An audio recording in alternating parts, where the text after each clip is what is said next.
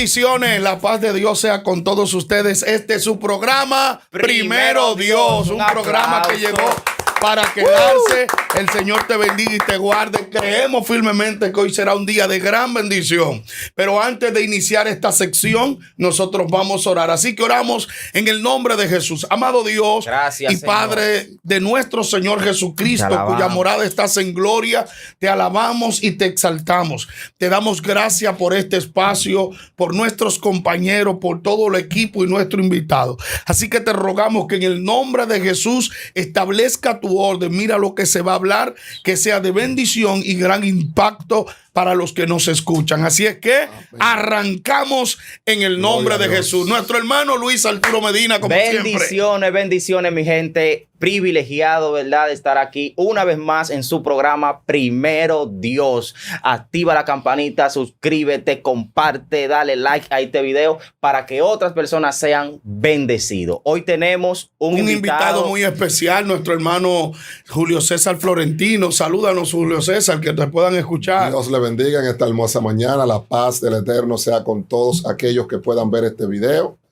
Y declaramos en el nombre de Jesús que serán edificados, transformados y cambiados. Así que es el objetivo. Así es. Inmediatamente vamos directo al tema. Hoy tenemos un testimonio impactante. Si tú estás en este video, no te vayas. César, cuéntanos, ¿dónde nace César? ¿Cómo comienza la vida de César y dónde? Cuéntanos esa parte ahí. Amén. Bueno, pues yo nazco en un hospital primeramente, no recuerdo el hospital, la maternidad.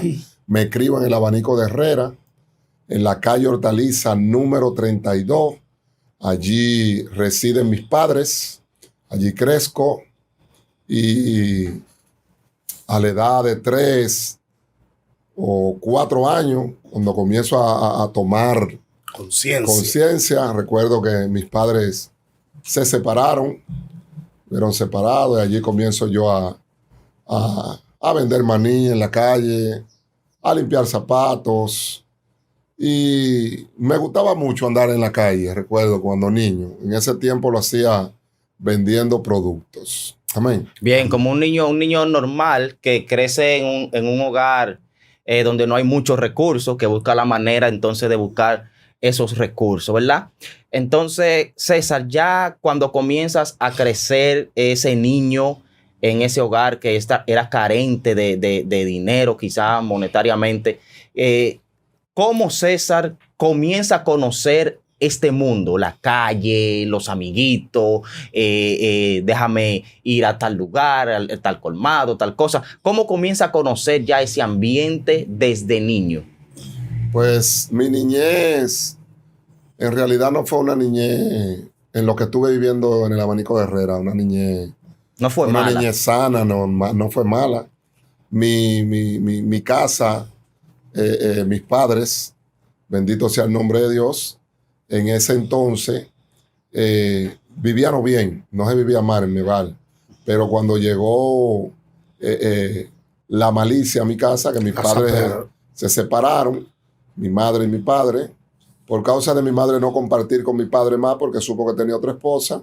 Entonces ya mi padre, a mi mamá no darle lo que él quería. Exacto. Y pues ahí comienza él entonces a olvidarse de uno, de mi madre y de uno. Entonces mi niñez, como tú preguntabas, Luis, era una niñez sana, buena en el Abanico de Herrera. Recuerdo que tenía varios amiguitos, como Robin el de Berta, casi para definirlo le decíamos, pues había otro Robin de Dinora, sí. Raúl, Ico, unos jóvenes tocábamos tambora, trompeta, unas trompetitas que vendían, lo ponían en bate, tenían una orquetica, tenían sueños, aspiraciones, wow, como todo niño. Y en el Abanico de Herrera, mi etapa fue como hasta los 9 años, con ese englomerado de esos jóvenes. Ese ambiente. Tocaban música y tenían una mentalidad de que en esos tiempos sana, saludable. Hasta que me mudo a las Américas. Ahí es que mi vida pasa a otro horizonte. Toma otro ambiente. Otro ambiente, sí, mi niñez. Okay. Sí. Que efectivamente tú podrías mencionar como otro horizonte, otro ambiente, porque al ver en tu niñez había una niñez nada mala. sino completamente buena, operaban en lo cultural, porque la parte de la música, todo eso, y etcétera, era muy buena, y sobre todo en la niñez donde nosotros cohabitamos. Era una niñez así, todos teníamos aspiraciones artísticas. Así es. Así es. Entonces, pero, ¿qué te llevó, César, a ese hombre que después te convertiste, que conocemos? Pues, ¿Cómo fue ese tránsito? Pues mi niñez, como te frecuentaba, mi niñez era una niñez sana. Nos mudamos a las Américas, como de 8 o 9 años. Allí en las Américas comienzo a vender memelo, unos dulcitos le decían memelo, son unos palitos de coco con unos palitos arriba y una cosita roja. Vendía eso, vendía periódico en la Sabana Larga, limpiaba mis zapatos, también me iba a la Duarte. Y todo un fajador, todo un fajador. Rapadura de leche. Y ahí comencé a cuestionar mis estudios hasta la edad como de 13 años. Ahí es que comienza mi transformación, la metamorfosis de un niño afable, un niño tranquilo, un niño que lo que quería superamiento para su hogar, para mi madre. Y entonces ahí es que comienzo a ligarme con personas que no debí de juntarme. A la edad de 11 a 12 por ahí, como a 12 años. Comencé yendo a cuevas, que habían unas cuevas de bañarios, y andar con amiguitos, etcétera, etcétera, etcétera, hasta que a la edad de 13 años comienzo a meterme en algo más profundo de amistades que no tuve que en verdad relacionarme con ellos. Ok, la primera amistad con la que te vinculaste, que ya comenzaste a entrar más profundo a ese ambiente del que nos está diciendo que ya no era un niño ya tranquilo, ya estaba conociendo otros horizontes. La primera amistad, ¿y cómo sucedió eso? Cuéntanos. Bueno, yo recuerdo que había un joven que le decían el Don. Él era de Guachupita. Y ese muchacho, él vivía más arriba de mi casa. Y comencé a compartir con él. Cuando comienzo a compartir con él, este muchacho siempre andaba con un machete enganchado, era guapo, era una persona. Habían otros jóvenes que compartían con él también. Uno le decían Manuel, y a otro que era de Maquiteria, y creo que el otro era de los Mameyes. Y comencé a relacionarme en ese ambiente. Manuel era ladrón, el otro también era ladrón. El Don era un fajador. Con él fue que yo reinicié las rapaduras que comencé a vender. Él vendía, ahí fue que nos relacionamos más. Y con él fue que me llevó a la fábrica donde vendían los dulces. El Don era un fajador, pero le gustaba su ambiente de tigueraje, pero que él era guapo. Y los demás como que se arrimaban a él. Entonces ahí es que comienzo a entrar en ese ambiente, en esa edad. Entonces me dice que él sirvió como ejemplo. Más o menos tú lo veías él que se enganchaba su cuchillo, que el tipo era respetado, que el tipo era un fajador, pero tenía su tigueraje. Amén. Entonces, ya para entrar bien en grano en este asunto, César, cuéntanos ese día en el que tú entraste ya de lleno a esto de la delincuencia.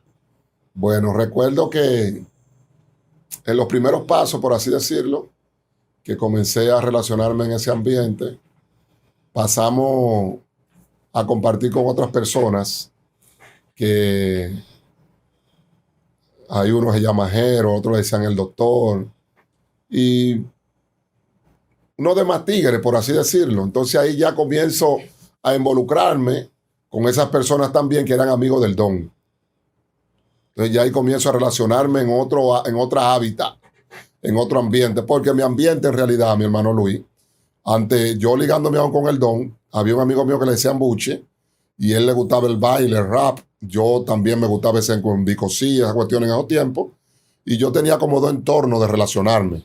Okay. Me relacionaba con Buche en el ámbito del rap, del baile, y compartía también con el Don, porque el Don no era el único amigo que tenía. No, claro. Compartía con Buche, con ese muchacho que te digo, que me gustaba el ambiente de baile, otro que le decían el rapero, y estaba entre el baile y ese hábitat, y el juego de póker y de dado, hasta que entonces entro en lleno, como tú acabas de hacerme la pregunta, entro en lleno de compenetrarme en ese ambiente de machete y de cuchillo.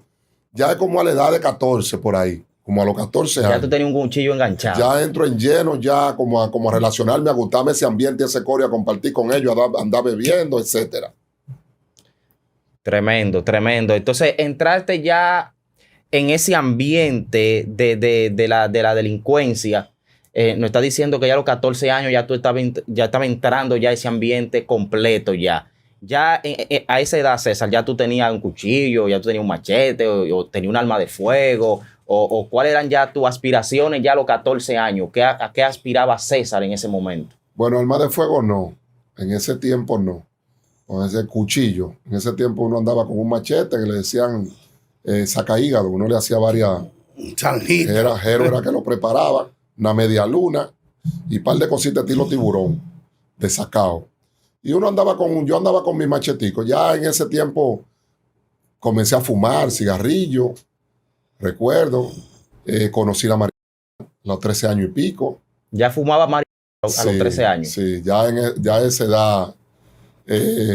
Entonces ahí, en ese ambiente, porque era un barrio que estaba iniciando, cuando nosotros nos mudamos para allá, y era un barrio, había mucha piedra rocosa. El que sabe, nosotros vivíamos en el 11 y medio de las Américas, donde le dicen La Llave, y estamos hablando de aproximadamente 35 años atrás, aproximadamente no. Estamos hablando de 36 años por lo menos. Yo tengo la edad de 46 años. Ok. Tengo. Y en ese tiempo eso por ahí era monte, como le dicen, monte y culebra. Y era un hábitat que las personas que vivían por ahí, los tigres que vivían, eran de Guachupita, de Gualey, Maquiteria, La Ciénaga, Villa Duarte. Y era un hábitat que se vivía de un pleito, de un Era control. un cóctel. De un control, de pleito, de contienda. Entonces, ¿cuál es tu grupito? Yo soy de aquí, de fulano. Entonces se vivía de un ambiente que uno lo que tenía en la mente era de que yo sí, eso era lo que se vivía. El espejo de ellos, de los demás, de lo que uno veía, de los tigres que veían, de tener el control y que yo, ¿me entiendes? Porque ellos también había que pagarle su peaje, los colmados, etcétera, etcétera. El tigre, el que se consideraba ese tigre y era rabioso, tenía sus ventajas. Sí. Estas ventajas eran lucrativas porque los colmaderos o los comerciantes en contexto tenían que pagar su permiso, podríamos decir. Bueno, César, después que estás en esta zona del kilómetro 11 y medio de las Américas, como ha mencionado, luego tu vida da un brinco, da un salto, ya no solo al pleito, sino que entraste en otras aguas, porque nos contaba a nosotros sin producción que te tuviste que mudar de esta zona a otro pueblo. ¿Qué pasó y qué aprendiste en ese lugar? Sí, mi mamá es de Puerto Plata, mi familia, mi abuela, su madre, y nosotros parábamos de las Américas a Puerto Plata. Ok. Entonces ya a la edad no puedo definir las edades. Sí, pero... Porque puede ser las 13 pero yo en esa etapa pasamos a Puerto Plata. Ya mi abuela, recuerdo, mi abuela era una mujer muy respetada por su seriedad, una mujer muy seria. Y con tan solo decir ese nieto mío nos daban trabajo. Yo llegué a trabajar en tiendas en esa etapa, llegué a trabajar en la zona franca, llegué a trabajar en una tienda, le decían Dima Comercial, que vendían electrodomésticos. Y allí duré un tiempo también en Puerto Plata. Allí en Puerto Plata, pues transcurrí, al venir de las Américas, con el tigueraje que tenía allá y el conocimiento de ciertas cosas, transcurría a compartir con una persona que vendía hierba allá. Entonces nos relacionamos. Ya yo me gustaba en la discoteca, comencé a ir a discoteca a la edad de 14 o 15 años. Comencé a compartir, a ir a discotecas. Ya habían varias discotecas, Tropimar, La Barrica, etcétera. Y comencé entonces a ligarme en lo que es la bebida y la prostitución.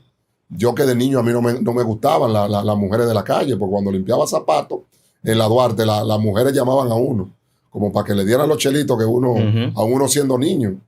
Y allí en Puerto Plata entonces comienzo a ligarme, a bailar salsa, a andar con salseros y a vivir un ambiente de chulo, como dicen.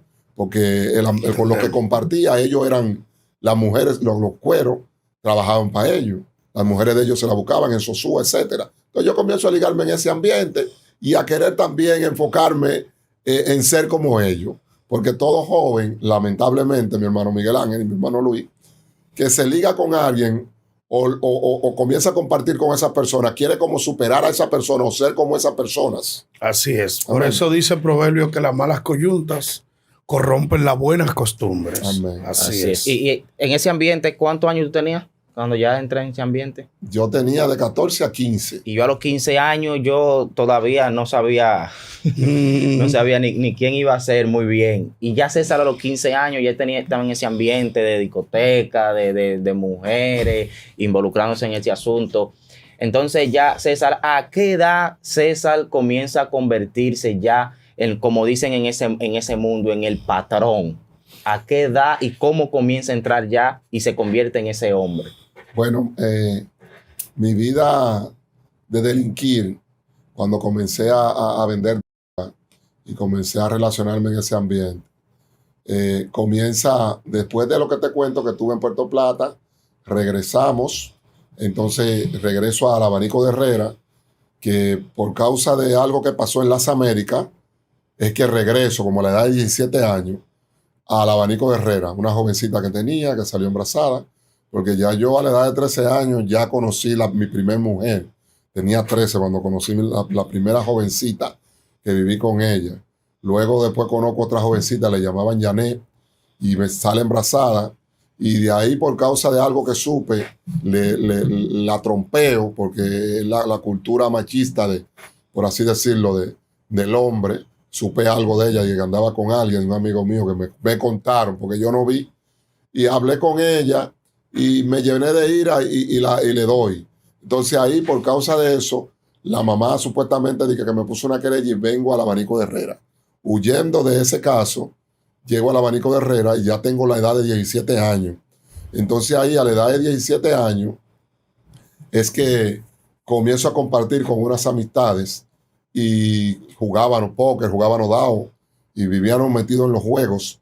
Ahí es que conozco a una persona, recuerdo, que vendía y un día vino un cliente y voy a ese cliente y le compro, voy donde la persona que vende la droga, que lo conozco, y le hago el mandado y compró como 50 o 60 devueltos.